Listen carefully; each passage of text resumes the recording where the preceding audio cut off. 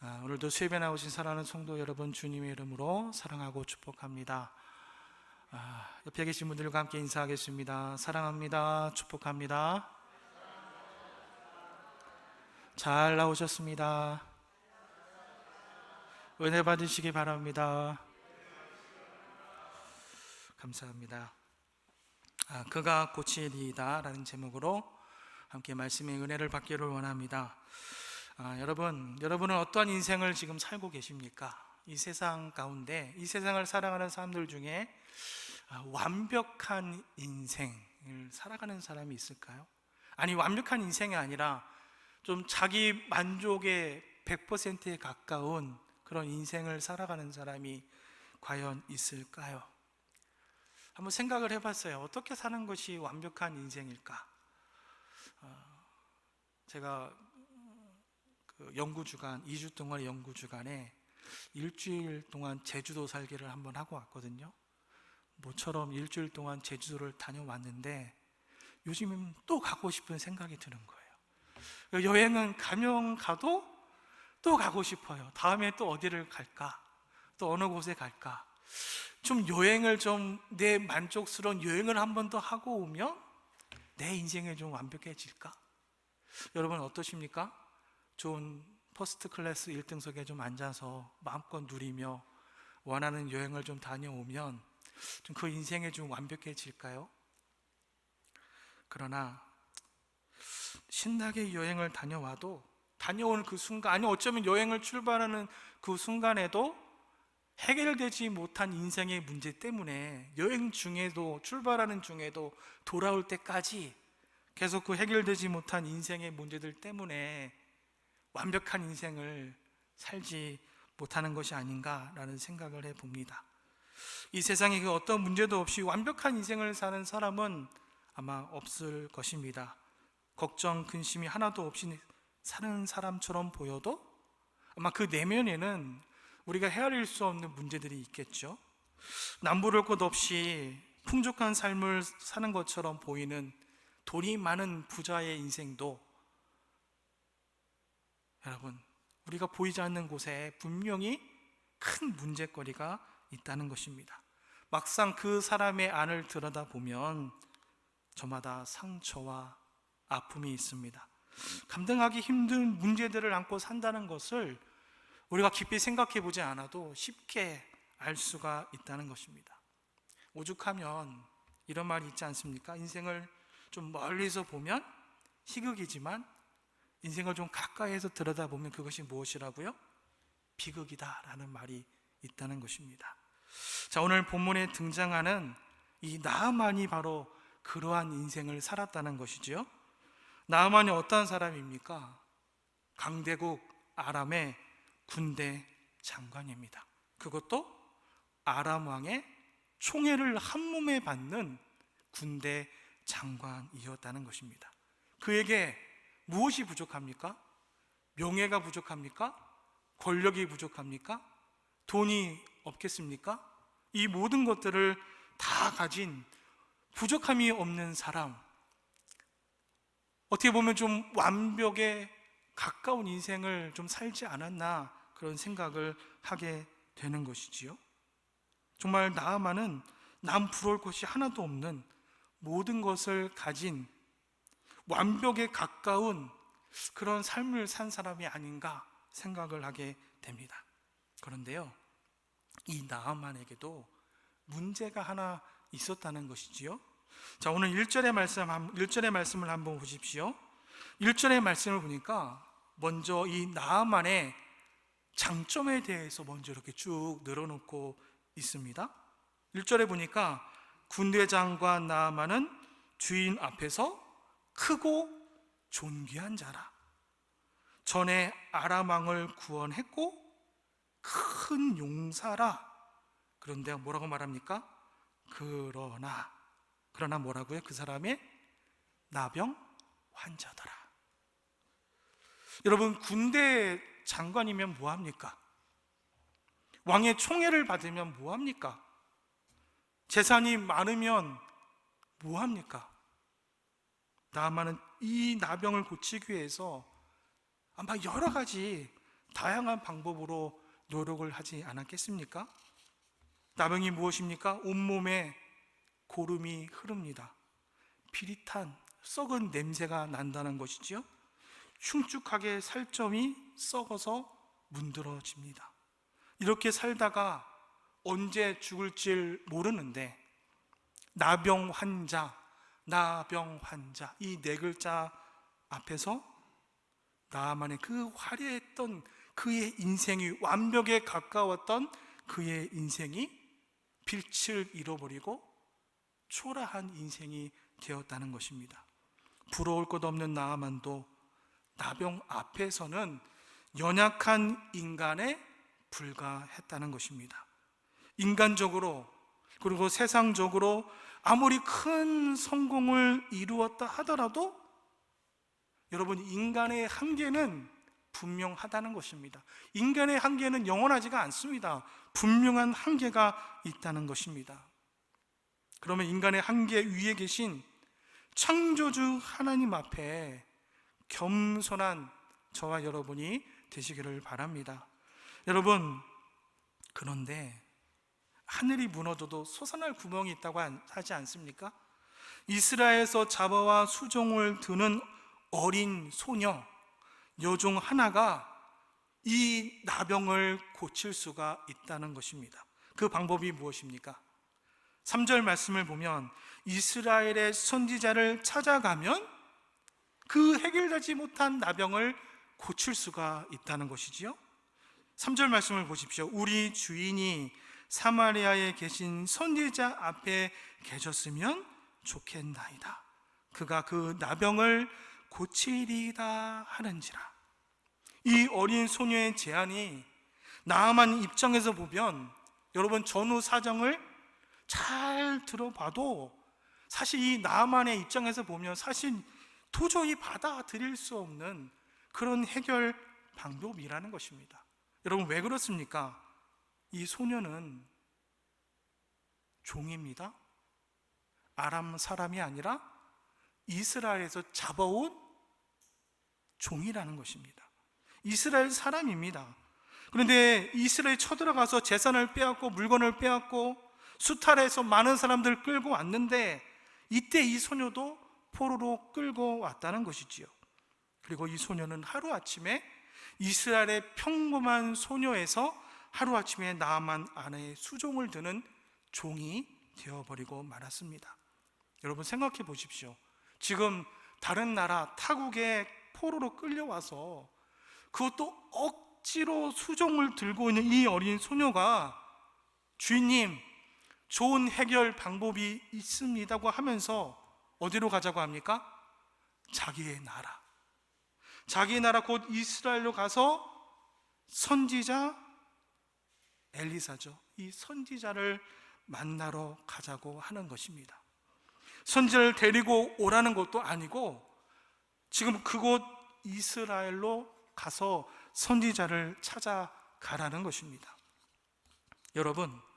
여러분이라면 이 얘기 그대로 믿을 수 있겠습니까? 당연히 의심부터 하지 않겠습니까?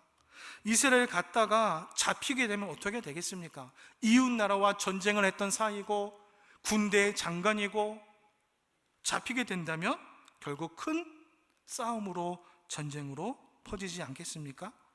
이뿐만이 아니라 선지자는 의사가 아닙니다. 병을 고치는 사람이 아닙니다. 하나님의 말씀을 전하는 사람입니다. 나병이라는 불치병에 걸린 사람이 의사도 아니고 선지자를 찾아가서 도대체 뭘 어쩌겠다는 말입니까? 거기다가 나아만은 적군 아람 사람입니다. 아람 사람들은 하나님을 믿지 않습니다. 다른 신을 섬깁니다. 그러니 더더욱 하나님의 선지자가 과연 이 나병을 고쳐줄 것이라는 이 소녀의 말을 도대체 어떻게 믿을 수가 있겠습니까? 이처럼 어린 소녀의 이 제안은 이 나아만으로서는 도저히 받아들일 수 없는 이야기였단 말입니다. 자, 그런데요, 뜻밖에도 나아만은 이 여종이 시키는 대로 했다는 것이지요. 이 어린 소녀의 말을 따라서 왕에게 자신의 신상을 의뢰하는 것은 그리 쉬운 일이 아니란 것입니다. 그러나 나아만은 소녀의 말을 하찮게 듣지 않고 즉시로 그것을 실행에 옮겼다는 것입니다.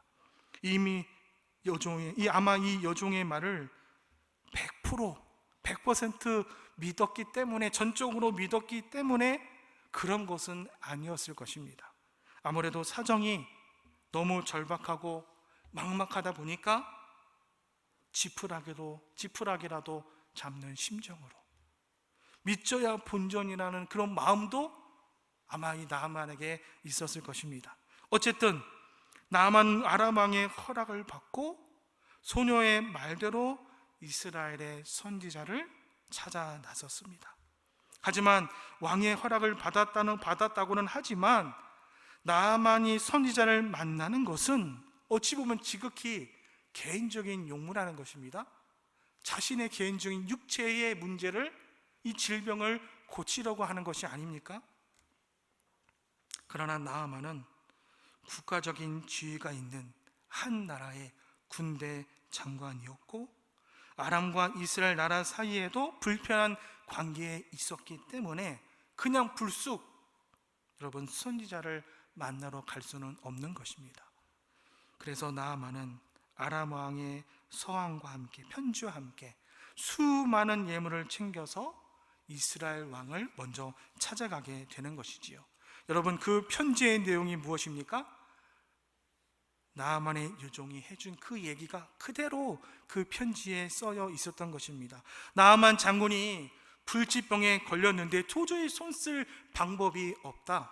듣지 않은 이스라엘의 선지자를 찾아가면 이 병을 고칠 수 있다고 하더라. 그러니 선지자를 좀 만나게 해주면 좋겠다. 그런 내용이 적혀 있었다는 것입니다. 자, 그런데 어찌된 일인지 편지를 읽은 이스라엘 왕의 표정이 여러분 좋지 않습니다. 얼굴이 울그락불그락거리기 시작하니 급기야 버럭하고 분통을 터뜨리는 것입니다. 도대체 이 편지의 어떤 부분이 이스라엘 왕의 심기를 건드린 것일까요? 이스라엘 왕은 아람 왕의 서한을 써 있는 그대로를 받아들이지 않았다는 것입니다. 그것을 확대해서 자기 나름대로 해석을 했다는 것이지요. 아람 왕이 전쟁을 일으킬 명분을 찾고 있다고 이 편지를 해석하고 말았다는 것입니다. 당시 아랍과 이스라엘은 정말 사이가 좋지 않았습니다. 이스라엘을 수탈했고 많은 사람들을 노예로 끌고 왔습니다. 그러다 보니까 이스라엘 왕의 입장에서는 다른 사람도 아니고 아랍 군대의 장관까지 찾아왔다는 것 자체가 너무나도 불편합니다. 너무나도 꺼림칙한 일이었다는 것입니다. 그런데 편지의 내용은 여러분 더 가관입니다. 불치병을 고쳐달랍니다. 치료할 수 없는 이 병, 이 나병을 고쳐달라니 도대체 이게 무슨 말이냔 말입니까? 더군다나 이스라엘에서 온 소녀가 이 얘기를 해줬다고 하면서 넌지시 책임까지 슬그머니 떠맡기고 있는 것이지요. 또 만약에 이스라엘 왕이 편지의 내용을 있는 그대로 받아들여서 선지자를 만나게 해 주었는데, 여러분 한번 생각해 보십시오. 만약에 나아만의 이 병을 고치지 못하고 그 땅에서 죽기라도 한다면 과연 어떻게 되겠습니까? 또다시 이 두 나라가 전쟁이 휩싸이지 않겠습니까? 그렇다고 해서 또 아람 왕의 요청을 거절할 수는 있을까? 이것도 쉽지 않는 일입니다. 왕이 친히 서한까지 써서 아끼는 장군의 손에 이 편지를 보냈는데, 게다가 온갖 귀한 예물까지 함께 보냈는데 이것을 거절하면 과연 어떻게 되겠습니까? 그렇게 된다면 결국 또다시 전쟁을 하자는 것과 마찬가지일 것입니다. 그리고 또 전쟁을 일으킬 명분을 제공하게 된다는 것이지요. 이러지도 못하고 저러지도 못하고 그야말로 진퇴양난에 빠져버렸다는 것입니다. 아람 왕의 요청을 받아들여서 나아만의 불치병을 고쳐주겠다고 해도 문제가 될 것 같고, 불치병을 어떻게 고치라는 거냐, 말도 안 되는 소리 하지 말아라 하면서 거절해도 싸움의 전쟁의 빌미를 제공하게 되는 것이지요. 이것이 이 편지에 대한 이스라엘 왕의 해석입니다. 그러니 어떻게 화가 나지 않겠습니까? 어쨌든 아람 왕의 마음속은 우리가 대충 알 수는 있겠지만, 그러나 이스라엘 왕의 마음은 우리가 분명하게 알 수가 있습니다. 이스라엘 왕은 나아만을 절대 고칠 수 없을 것이다 라는 것을 전제하고 있기 때문에 이러한 반응을 보이고 있는 것이지요. 선지자가 아니라 선지자 할아버지가 와도 이것은 불가능한 일이다 라고 왕은 생각했다는 것입니다. 여러분, 그저 우리가 생각하기에도 나병은 불치병 아닙니까? 그 당시에. 그러니 그 당시에는 그것이 너무나도 당연한 것이고 그 당시에 보편적인 생각일 것입니다.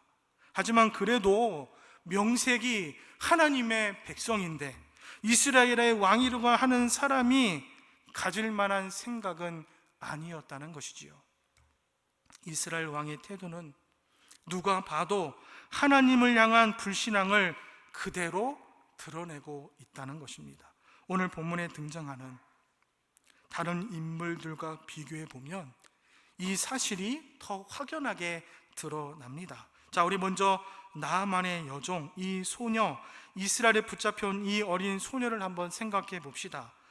이 소녀의 이름, 여러분, 이 소녀의 이름이 무엇입니까? 성경을 아무리 찾아봐도 이 소녀의 이름은 나오지 않습니다. 이름조차 없는 이 소녀에게 도대체 무슨 희망을 찾아볼 수 있겠습니까? 그런데요, 성경은 지금 바로 이 소녀에게 집중하고 있다는 것입니다. 이 소녀는 하나님의 능력을 믿어 의심치 않았습니다. 하나님께서 역사하시면 이깟 나병쯤은 아무것도 아니라는 생각을 이 소녀는 하고 있었다는 것입니다. 그러니까 감히 주인에게 우리나라에 가서, 이스라엘에 가서 하나님의 선지자를 만나보라고 제안한 것이 아니겠습니까? 하나님의 능력에 대한 확신이 없으면 절대로 그렇게 하지 못하는 것입니다. 자, 둘째로 그 다음 나아만을 한번 생각해 봅시다. 나아만은 이스라엘 사람이 아닙니다. 아람 사람입니다. 그런데도 나아만은 하나님을 찾았다는 것입니다. 하나님께 도움을 요청하기 위해서 위협을 무릅쓰고 기꺼이 이스라엘을 방문했습니다. 물론 우리가 이것을 가지고 나아만의 믿음이 좋다, 그의 신앙심이 좋다라고 할 수는 없을 것입니다. 아니, 하나님을 잘 믿었다라고 말하기에도 약간 예매해 보입니다. 기껏해야 그의 반응은 좀 반신반의였고 절박한 그 마음에서 비롯된 어쩌면 본능적인 마지막 몸부림이었을지도 모릅니다. 그러나 어쨌든 나아만은 하나님께 나아갔다는 것입니다. 신뢰 같은 기대를 하나님께 그가 걸었다는 것입니다. 한번 믿어보는 쪽에 무게를 더 두었다는 것입니다. 그곳에 선택을 두었다는 것입니다. 그렇다면 이스라엘 왕은 어떻습니까? 하나님의 능력을 전혀 믿지 않았습니다. 기대도 전혀 하지 않았습니다. 포로로 끌려가서 종살이를 하고 있는 이 어린 소녀도 하나님을 믿었고 아람 나라의 장군도 믿어보려고 했고 심지어 아람 왕도 그 믿음을 지지해 주고 있는데 오늘 이스라엘의 왕은 하나님을 믿지 못했다는 것입니다. 이스라엘 왕에게 하나님은 안중에도 없었다는 것입니다.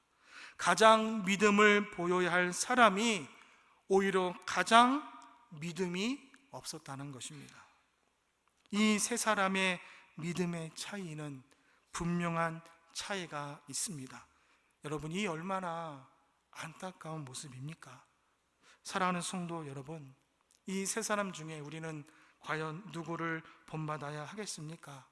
오늘 어린 여종과 나아만과 그리고 이스라엘의 왕, 이 중에는 본받아야 할 사람도 있을 것이고 우리가 반면교사 삼아야 될 사람도 분명히 있습니다.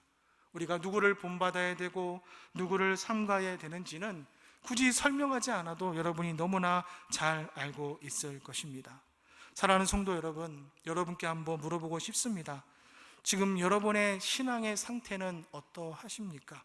그 어떤 시련과 고통과 실망 속에서도 지금 하나님을 굳게 붙들고 하나님만을 온전히 믿고 계십니까?